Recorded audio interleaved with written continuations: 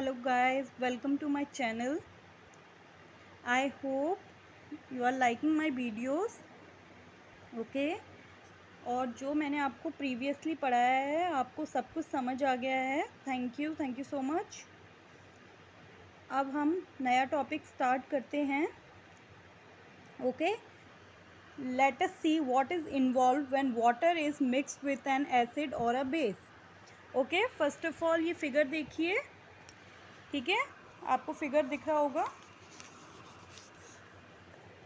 It's a warning sign displayed on container containing concentrated acid और base. ठीक है, ये वार्निंग साइन डिस्प्ले हो रहा है कंटेनर पे जिसमें कंसनट्रेटेड एसिड और बेस रखा है, क्योंकि जो कंसनट्रेटेड एसिड और बेस है वो एकदम प्योर एसिड और बेस होता है. तो यदि आपके हाथ पे ये है नेकेड हैंड पे टच हो गया ना तो आपका हैंड हार्म हो सकता है, इसीलिए be careful. Okay, now activity 2.10. Take 10 ml water in a beaker. Add, ठीक है, 10 ml वाटर ले लो एक बीकर में, उसमें कुछ कंसनट्रेटेड H2SO4 मिलाओ और उसे धीरे धीरे चलाओ. बीकर के बेस को टच करो, देखो कोई टेम्परेचर में चेंज आया है. क्या ये एक्सोथर्मिक रिएक्शन है या एंडोथर्मिक रिएक्शन है. ओके, और इस एक्टिविटी को कंटिन्यू रिपीट करो और ऑब्जर्वेशंस को रिकॉर्ड करो.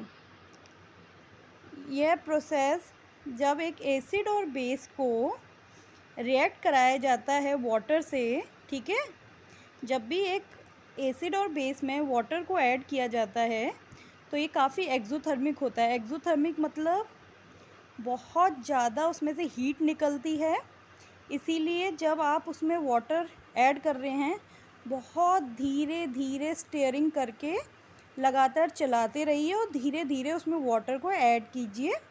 ओके, वरना क्या होगा, अब आप एकदम से सारा वाटर इसमें ऐड करेंगे तो कई बार क्या होता है हीट की वजह से जो कंटेनर है वो भी टूट जाता है और कंटेनर के टूटने से आपको काफ़ी हार्म आ सकता है और बर्न भी आ सकता है. ओके, तो जब हम एसिड या बेस में वाटर ऐड करते हैं तो ये क्या करता है, जो हमारा हाइड्रोनियम आयन होता है और हाइड्रोक्साइड आयन होता है उसको डिक्रीज़ करने लगता है.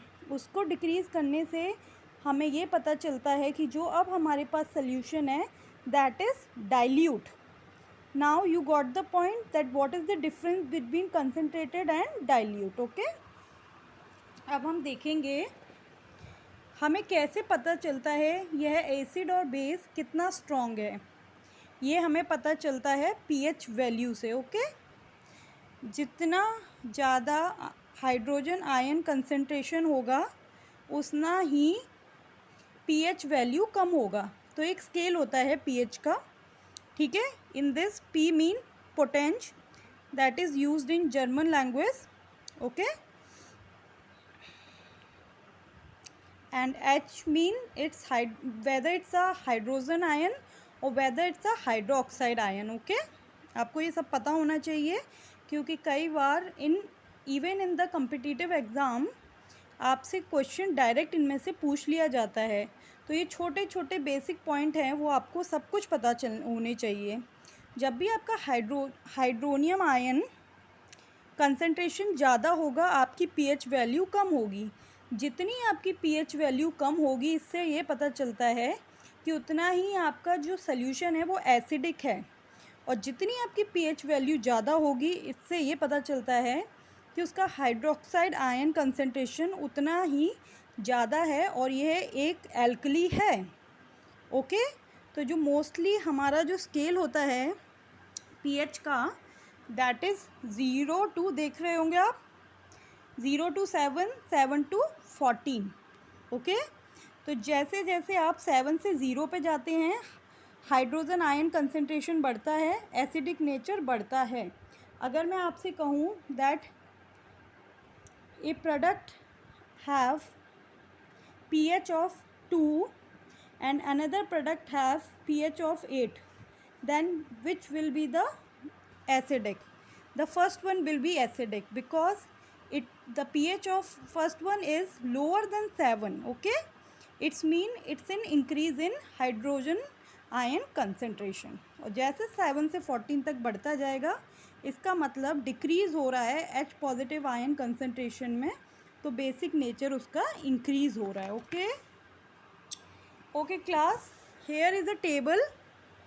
ठीक है, टेबल 2.2 सोल्यूशन आपको करना है, आपको सब कुछ नोट करना है. Okay, saliva before meal, saliva after meal, lemon juice, colourless aerated drink, carrot juice, coffee, tomato juice, tap water, 1 molar is sodium hydroxide, 1 molar it's HCl. उसके बाद आपको इसको कलर बताना है pH पेपर पे, अप्रॉक्सीमेट pH वैल्यू बतानी है उसकी, एंड नेचर ऑफ सब्सटेंस बताना है. It's your homework, you have to do yourself. Okay, even there are some substance where it is given in the book where it's a pH of these substance are given. जैसे gastric juice it's about 1.2, lemon juice it's about 2.2, pure water and blood it's 7.4, milk of magnesia is 10, sodium hydroxide solution is about 14. Okay, अब हम importance जानेंगे pH की. हमारी हर daily की ज़िंदगी में हमारी बॉडी वर्क करती है कौन सी रेंज में, 7 से 7.8 तक. ओके, हमारी बॉडी का जो पीएच रेंज है वर्क करने का दैट इज़ 7.2 7.8. तो क्लास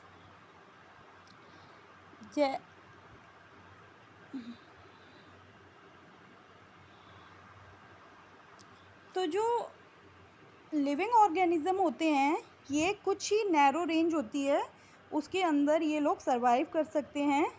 तो अगर रेन वाटर का pH 5.6 से कम है it's mean rain is acidic. Okay, आप याद रखना है एसिड रेन का pH कितना होता है, it should be less than 5.6. ठीक है, तब जाके जो उसका एसिड रेन है वो उसमें फ़्लो करती है रिवर वाटर में, और उसके जो एक्वाटिक एनिमल होते हैं, प्लांट होते हैं, उन्हें हार्म होता है. ओके, अब क्लास देखें हम और प्लैनेट्स पे कौन से एसिड होते हैं. तो जो वीनस का एटमॉस्फेयर है वो वाइट और येलो क्लाउड से बना हुआ है सल्फ्यूरिक एसिड के.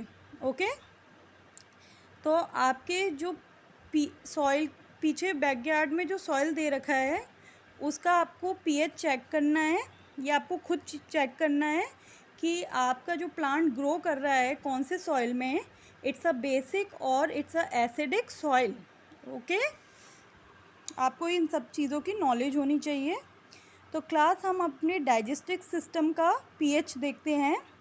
कई बार क्या होता है हम ऐसी कुछ खाने की चीज़ें खा लेते हैं जिससे हमारा जो पीएच है पेट में वो कम हो जाता है. वो जब कम हो जाता है तो स्टमक एसिडिक हो जाता है, और जो हमें कि बहुत पेन देता है और हमें प्रॉब्लम करता है.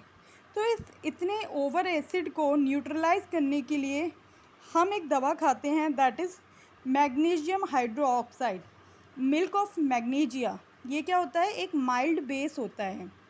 तो ये क्या करता है, उस एसिड को न्यूट्रलाइज कर देता है and it's help to get rid of these okay acidic problem. अब हम देखेंगे pH change as the cause of tooth decay. कई बार हम लोगों के दांत सड़ जाते हैं, तो इसमें भी पीएच का बहुत बड़ा रोल है.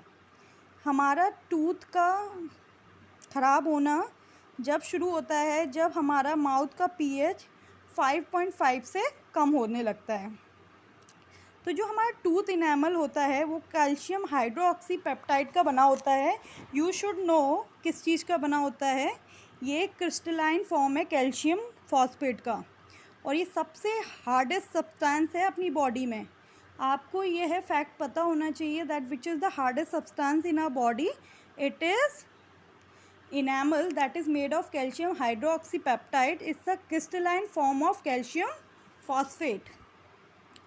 ओके, तो जब हमारे माउथ का पीएच 5.5 से कम होने लगता है तो हमारे एसिड माउथ में से प्रोड्यूस होने लगता है, जो कि हमारी टीतों को ख़राब करता है, और self defence bye animal and plant through chemical warfare. तो अब क्लास देखना, आपका जो एनिमल और प्लांट हैं वो भी अपने बचाव में कई बार एसिड छोड़ते हैं, जैसे आपने देखा होगा नेटल लीव्स, ठीक है। अगर नहीं देखा तो आप you can Google and you can see that which is nettle leave. जब वो क्या होते हैं, उनके कांटेदार पत्ते होते हैं, वो कई बार हमारे बॉडी में कुछ ऐसा एसिड इंजेक्ट कर देते हैं जिसकी वजह से हमें बर्निंग पेन होने लगता है। अब आप पहला एग्ज़ाम्पल ले सकते हैं हनी बी का। जब आपने देखा होगा हनी बी हमें कट करती है तो वो कुछ ऐसा एसिड हमारी बॉडी में डालती है जिससे हमारी बॉडी में काफ़ी स्वेलिंग और पेन होने लगता है। It's mean that the animals and plants are also using the chemicals that as a chemical warfare to prevent themselves from enemies. Okay class, I hope आज जो भी मैंने पढ़ाया है आपको समझ आ गया होगा। और यदि आपको मेरा वीडियो अच्छा लगा है तो आप सब्सक्राइब कीजिए, लाइक कीजिए एंड शेयर कीजिए माय चैनल को। Thank you.